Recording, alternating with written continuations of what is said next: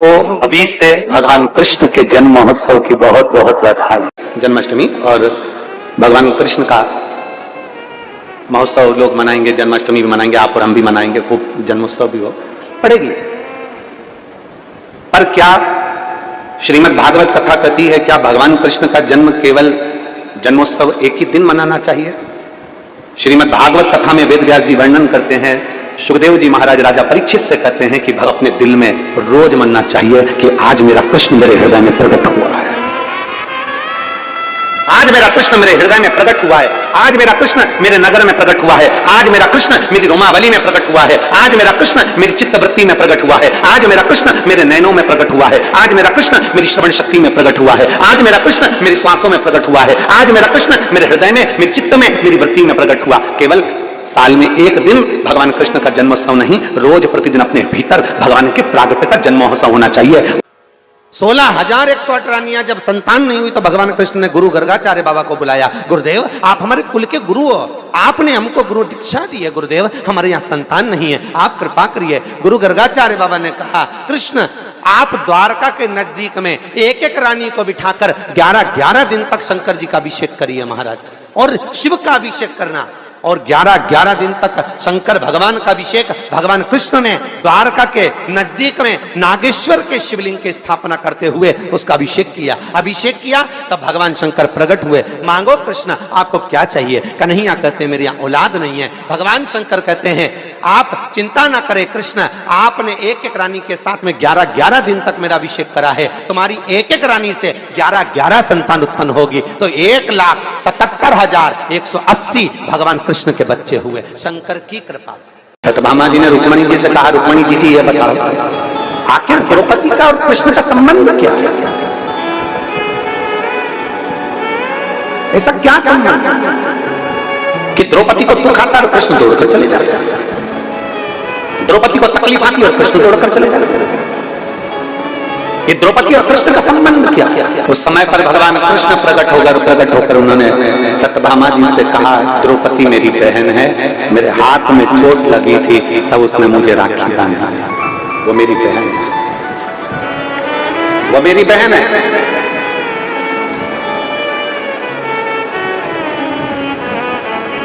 कृष्ण चले गए, फिर सत्यभामा बहुत प्रश्न करे, सत्यभामा जी ने फिर प्रश्न करा, रुक्मणी जी ये द्रौपदी को थोड़ी सी अकल नहीं है क्या? क्यों? रजस्वला धर्म से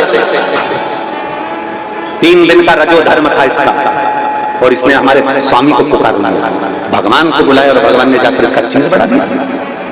रजो धर्म में तो स्त्री मंदिर नहीं जाती, सामान नहीं छूती, और इसने भगवान को पुकार लिया और भगवान जाकर उसका चिन्ह बढ़ा दिया। समझ में नहीं आया मुझे, तो ये खेल समझ में नहीं आया, मुझे ये खेल समझ में नहीं आया। भगवान कृष्ण फिर प्रकट हुए और भगवान कृष्ण ने कहा, सुनो सत्यभामा, शुद्ध हो अशुद्ध हो,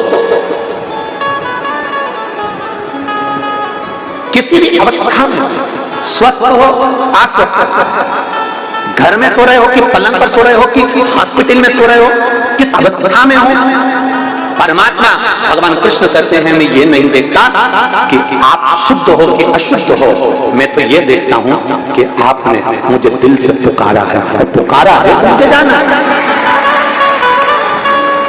चलो यहाँ इतनी मेरी जीजियां बैठी हैं और इतने मेरे जीजा और मेरे बेटा बेटी, मेरी माताएं भाई बैठी हैं, और जितने आस्था चैनल पर कथा सुन रहे हैं वो भी सुन रहे हैं, मैं उनसे भी पूछूं और आपसे भी पूछूं, आपके बच्चे ने, आप स्नान करके आए, आप नहा के आए और बच्चे ने गंदगी कर दी,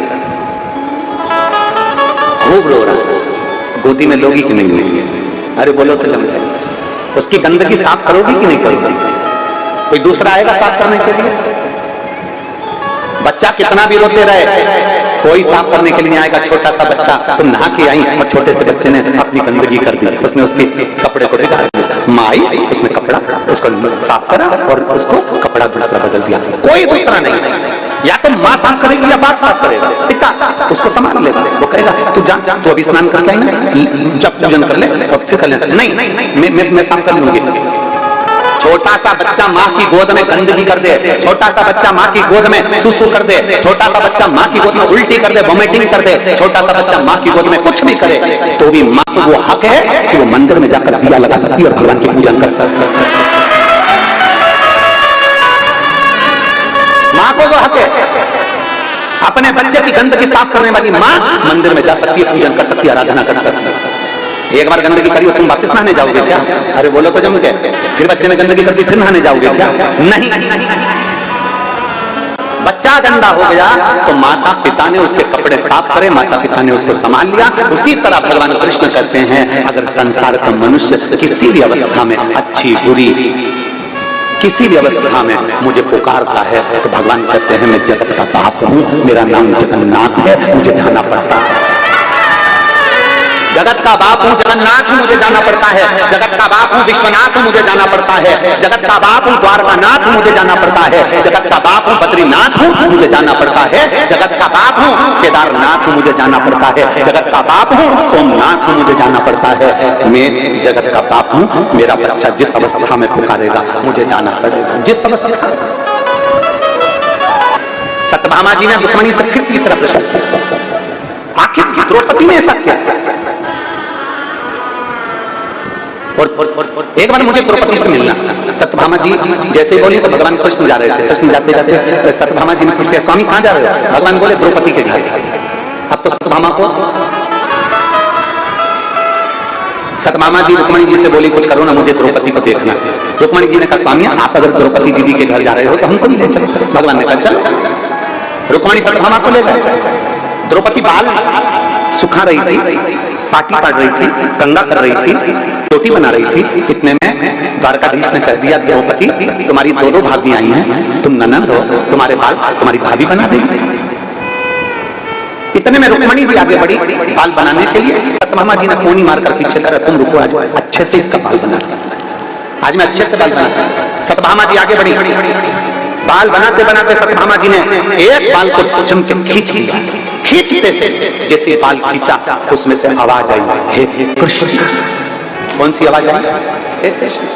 सत्यभामा जी को लगा द्रौपदी के केश में से आवाज, फिर खींचा फिर आवाज आई हे कृष्ण, फिर खींचा फिर आवाज आई हे कृष्ण। सत्यभामा जी रुक्मिणी जी से बोली समझ में नहीं आ रहा।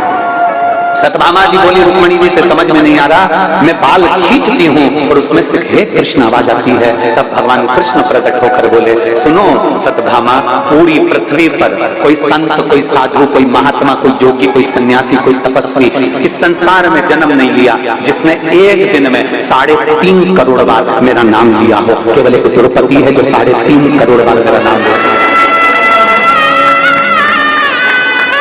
मनुष्य के शरीर पर 3.5 करोड़ रोम छिद्र हैं।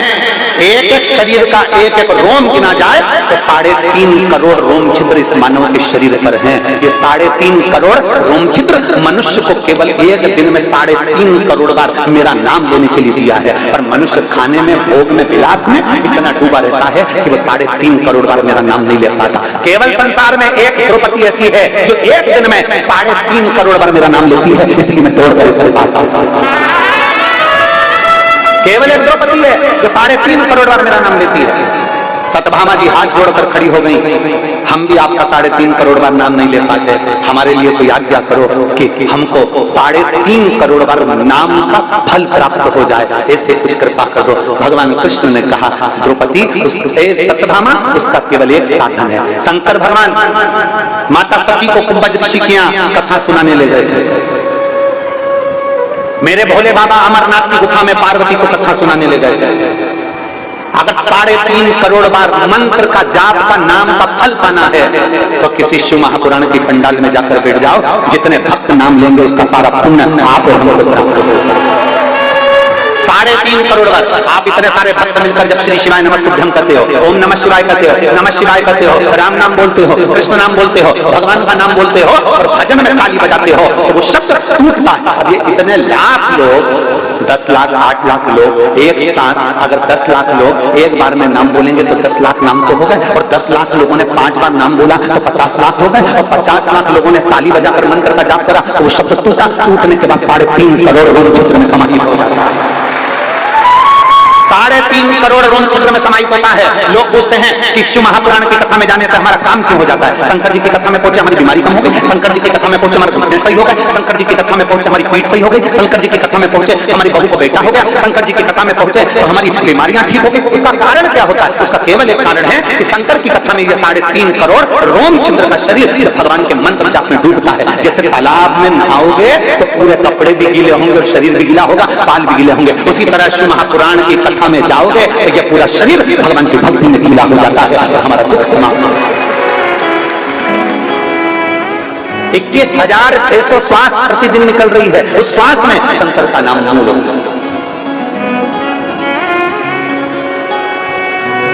ये जितनी माताएं आई ना, आपने से लिख के रख लेना, कई माताओं के पत्र अमलेश्वर महादेव, अमलेश्वर की कथा में हम खुद पढ़कर सुनाएंगे कि आपके पत्र है, आपके पत्र है।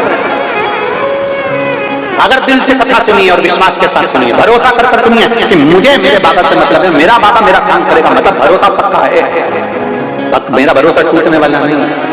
शास्त्र कहता है अरबों खरबों राधा जी की सुंदरता को इकट्ठा करो और उसकी सुंदरता का चूरा बना के पुतला बना दो। इतना कृष्ण मेरा सुंदर था, इतना सुंदर मेरा ठाकुर था, इतना सुंदर, जो देखता स्तुप्त हो जाता। भगवान दुबले पतले थे, दुबले पतले नहीं थे, कपड़े तो सिले हुए पहनते ही नहीं था।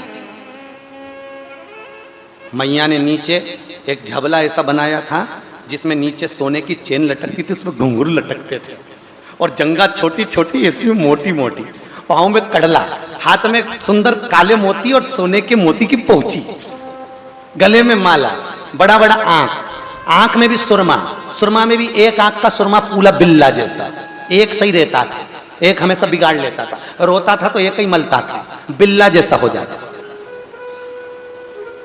चुटैया, चुटैया में मोती लटक रहा है, मोती को पकड़ के मुंह में ले लिया, और किसी ने कहा कन्हैया भाग, और ऐसा ठुम ठुम ठुम ठुम भागे, जहां लुढ़क जाए तो कहीं गाय अपने बछड़े को दूध पिला रही हो, वहीं जाके छुप जाए, और गाय के बछड़े को चिमटी खोड़ के भगा दे और खुद थन को मुंह में लेके चूसता रहे, और इसका भाई इसको ढूंढता रहे, गया कहां, मालूम पड़े गैया के नीचे सोरिया, दोनों हाथ पकड़े, दोनों पांव पकड़े, टामाटोली कारी, आलकी की पालकी, जय कन्हैया लाल की। ब्रह्मा जी मन में सोच रहे ये देवता ओंदा लटका है,